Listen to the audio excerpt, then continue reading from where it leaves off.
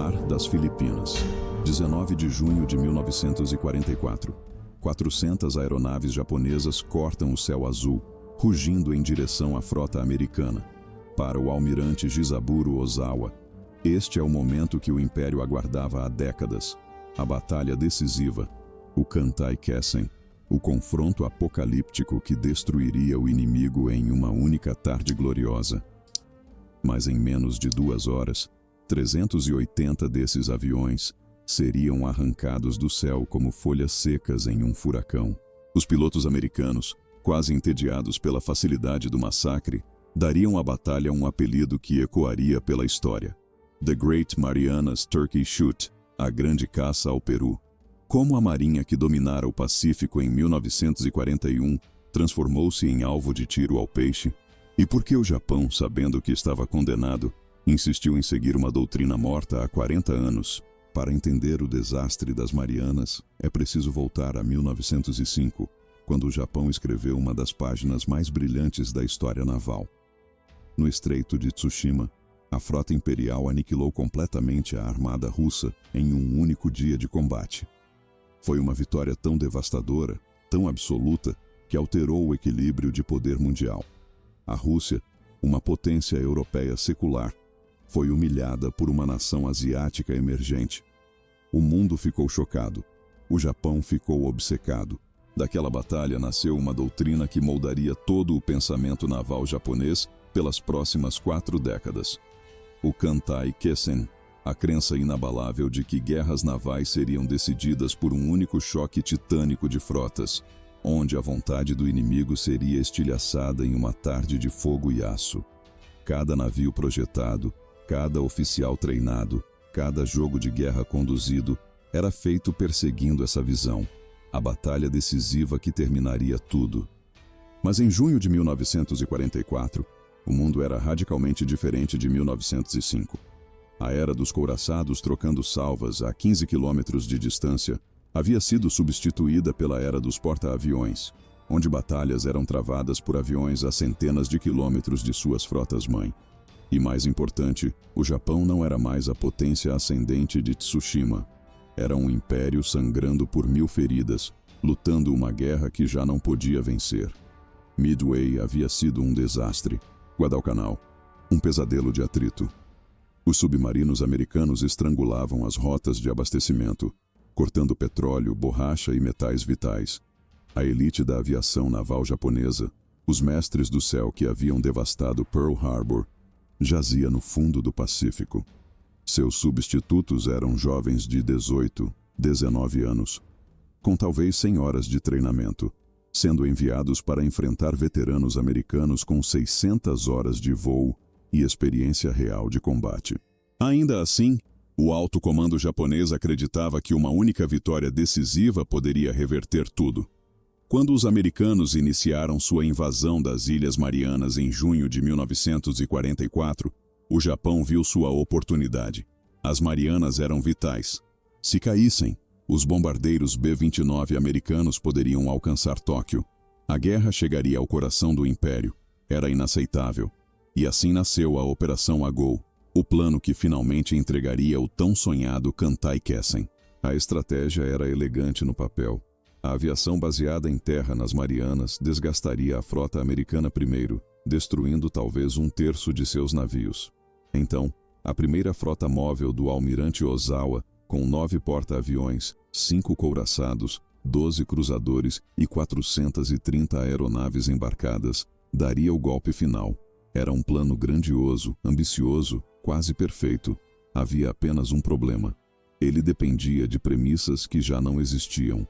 Entre 14 e 18 de junho, enquanto Ozawa navegava para sua posição, a aviação americana massacrou as bases aéreas nas Marianas. Pista após pista foi bombardeada.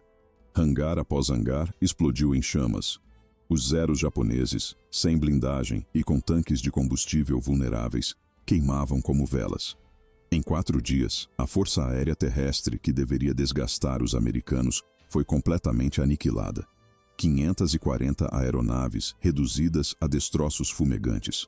Mas o comandante japonês nas Marianas, paralisado por vergonha e medo, não informou Ozawa. Ele simplesmente não teve coragem de admitir o desastre.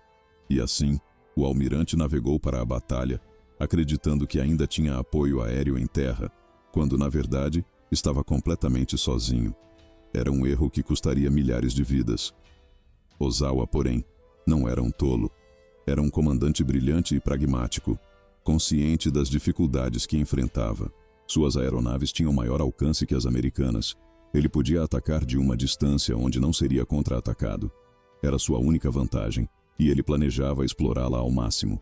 Atacaria primeiro, recuaria, reabasteceria em Guam e atacaria novamente. Os americanos seriam esgotados antes que pudessem responder. Mas Ozawa não sabia que estava sendo observado. Desde 15 de junho, submarinos americanos espreitavam nas rotas de aproximação. Uma linha invisível de predadores subaquáticos esperando a frota japonesa. Na manhã de 19 de junho, o USS Albacore encontrou o grupo de porta-aviões de Ozawa. O comandante Blanchard, através do periscópio, viu o prêmio máximo. O Taiho, o mais novo e poderoso porta-aviões japonês, navegando majestosamente no centro da formação. Às 9h09, 6 torpedos cortaram a água em direção ao gigante. 5 erraram. Um único torpedo atingiu o Taiho no lado direito.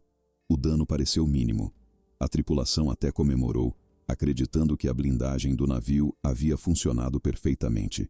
Mas aquele torpedo havia rompido tanques de combustível de aviação e vapores letais começaram a se acumular silenciosamente dentro do navio. Horas depois, uma única faísca transformaria o orgulho da frota em uma fornalha infernal. Enquanto o Taiho iniciava sua lenta marcha para a morte, Ozawa lançou sua primeira onda de ataque. Eram 8h30 da manhã. 69 aeronaves decolaram, seguidas por mais 128 às 9 horas. Depois outras 106. E, finalmente, 82. 400 aeronaves, a maior concentração de poder aéreo naval que o Japão poderia reunir. Para os pilotos jovens e inexperientes, era aterrorizante e emocionante ao mesmo tempo. Eles haviam sido treinados para este momento. Eles acreditavam na invencibilidade do espírito japonês. Eles confiavam que seus ataques suicidas quebrariam a vontade americana. Mas o que esses jovens não sabiam, o que não podiam saber, era que estavam voando direto para uma revolução tecnológica que tornaria sua coragem irrelevante. A bordo dos porta-aviões americanos, as telas de radar piscaram. Contatos aéreos, muitos deles a mais de 150 quilômetros de distância. Era 19 de junho de 1944 e a Marinha dos Estados Unidos estava prestes a demonstrar a diferença entre uma força naval moderna e uma presa a doutrinas obsoletas. Os Combat Information Centers, salas dedicadas onde radar, rádio e inteligência se fundiam em tempo real, começaram a orquestrar a defesa. Não era caos, era ciência. Caças F-6F Hellcat foram direcionados com precisão cirúrgica para interceptar cada onda japonesa antes que pudessem sequer avistar a frota. E quando os encontraram, foi um massacre. Os Zeros japoneses, rápidos e ágeis, mas sem blindagem, explodiam com rajadas curtas. Os bombardeiros, lentos e vulneráveis, eram abatidos em grupos. Pilotos japoneses, muitos em seu primeiro combate real, entravam em pânico, quebravam formação, erravam alvos. Se você gosta do nosso conteúdo de guerra, ajude-nos se inscrevendo no canal. Queremos chegar aos 1000 inscritos. O seu apoio faz toda a diferença. A primeira onda japonesa foi dizimada. Das 69 aeronaves, apenas algumas chegaram perto da frota americana. E dessas, nenhuma conseguiu um acerto significativo. A segunda onda, com 128 aviões, enfrentou destino ainda pior. Os Hellcats estavam esperando, posicionados perfeitamente graças ao radar. Foi descrito por um piloto americano como atirar em perus durante a temporada de caça. Alvos lentos e previsíveis que mal sabiam para onde voar. A terceira e quarta ondas nem sequer chegaram perto. Foram interceptadas ainda mais longe, estraçalhadas antes de representar qualquer ameaça. Ao final do dia, de 400 aeronaves japonesas lançadas, menos de 30 voltaram aos porta-aviões. 370 haviam sido abatidas, e das que retornaram, Muitas estavam tão danificadas que caíram ao tentar pousar. Ozawa havia jogado sua força aérea inteira em uma fornalha e recebido praticamente nada em troca. Mas a tragédia japonesa não terminou no ar. Enquanto os Hellcats massacravam seus pilotos, submarinos americanos estavam caçando seus porta-aviões. Às 12h20, o USS Kavala avistou o Shokaku, um veterano que sobrevivera a Pearl Harbor, Coral Sea e Santa Cruz. 4 torpedos atingiram o porta-aviões. Explosões internas devastaram seus compartimentos. Às 15h, ele virou e afundou, levando 1.263 homens. Quase simultaneamente, o Taiho, ainda lutando contra os vapores de gasolina que saturavam seus decks internos, finalmente encontrou sua faísca. Às 14h32, uma explosão monstruosa rasgou o navio ao meio. O convés blindado que deveria protegê-lo tornou-se a tampa de uma panela de pressão, sendo arrancado e lançado aos céus. Em menos de 2 horas, o maior e mais moderno porta-aviões japonês estava no fundo do mar.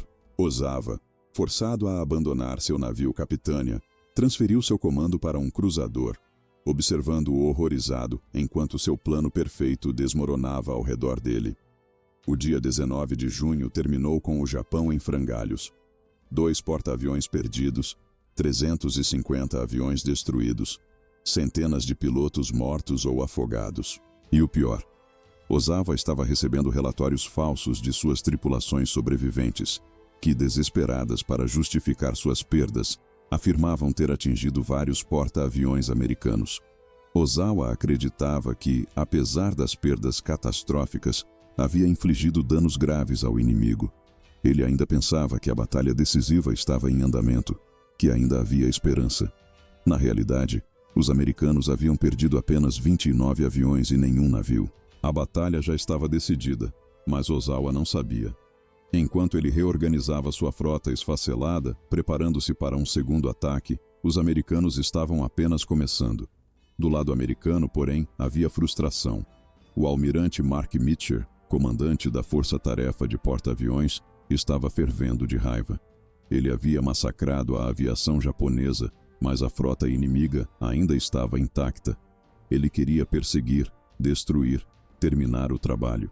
Mas o almirante Raymond Spruance, comandante-geral da operação, era cauteloso. Sua prioridade era proteger as forças de invasão em Saipan. Ele temia que uma perseguição agressiva pudesse expor seus navios a contra-ataques ou armadilhas. Mitcher argumentava que a oportunidade de aniquilar a frota japonesa de uma vez por todas estava escapando. O conflito entre os 2 almirantes espelhava filosofias diferentes. Spruance representava a cautela calculista, Mitcher a agressão inovadora. No final, Spruance prevaleceu. A frota americana não perseguiria durante a noite. E Ozawa, sem saber que havia sido poupado, continuou navegando, ainda acreditando que podia vencer. No dia seguinte, 20 de junho, a realidade finalmente alcançou o Japão. Às 16h, um avião de reconhecimento americano finalmente localizou a frota de Ozawa, navegando a 250 milhas de distância, no limite extremo do alcance dos aviões americanos. Mitcher enfrentou uma decisão brutal. Lançar um ataque sabendo que muitos de seus pilotos não teriam combustível suficiente para retornar, ou deixar o inimigo escapar novamente. Ele não hesitou. Às 16h10, 226 aviões decolaram dos porta-aviões americanos, sabendo que estavam voando para uma missão quase suicida.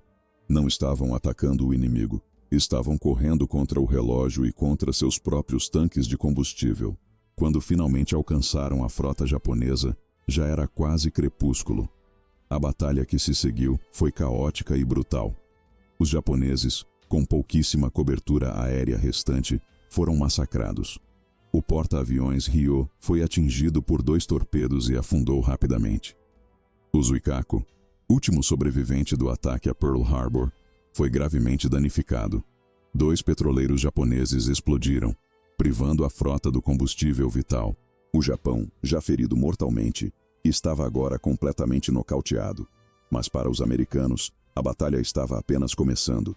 Enquanto retornavam no escuro, piloto após piloto via seus medidores de combustível caindo para zero. Aviões começaram a cair no oceano, um atrás do outro. Homens que haviam sobrevivido ao combate estavam morrendo afogados na escuridão. A bordo dos porta-aviões, Mitchell enfrentou sua própria decisão impossível: deixar seus pilotos morrerem na escuridão ou arriscar toda a frota. Ele escolheu seus homens. Às 20h30, deu uma ordem que entrou para a história: "Turn on the lights", liguem as luzes. Cada navio acendeu todos os holofotes, luzes de convés, luzes de navegação. A frota inteira transformou-se em uma cidade flutuante de luz no meio da escuridão do Pacífico. Era um risco insano. Submarinos inimigos podiam estar espreitando. Mas Mitchell estava disposto a correr o risco. Pilotos exaustos, voando no vapor, viram aquelas luzes como faróis do céu. Muitos ainda não conseguiram. 80 aviões caíram no mar por falta de combustível, mas centenas foram salvos. Destroyers correram pela noite, resgatando sobreviventes da água. No final, dos 226 aviões lançados, 130 voltaram aos porta-aviões. 49 pilotos e 59 tripulantes foram perdidos. Era um preço alto, mas poderia ter sido muito pior. Se você gosta do nosso conteúdo de guerra, ajude-nos se inscrevendo no canal. Queremos chegar aos 1000 inscritos. O seu apoio faz toda a diferença. Quando Ozawa finalmente retornou ao Japão, ele tinha apenas 35 aeronaves operacionais restantes. De 9 porta-aviões, 3 estavam no fundo do oceano. Dos 430 aviões embarcados, mais de 90% haviam sido destruídos. A aviação naval japonesa, a força que havia aterrorizado o Pacífico em 1941, estava extinta. O Kantai-Kessen, a batalha decisiva que o Japão perseguira por 4 décadas, finalmente acontecera, mas não da maneira que imaginavam. Foi decisiva, sim, mas na direção errada. O Japão apostara tudo em uma doutrina morta, perseguindo fantasmas de glórias passadas enquanto o mundo avançava sem eles. Tsushima funcionara em 1905 porque o Japão era superior em treinamento, tática e tecnologia. Em 1944, era inferior em todos os aspectos: radar versus instinto, Hellcat versus Zero, 600 horas de treinamento versus 100, doutrina moderna versus tradição obsoleta.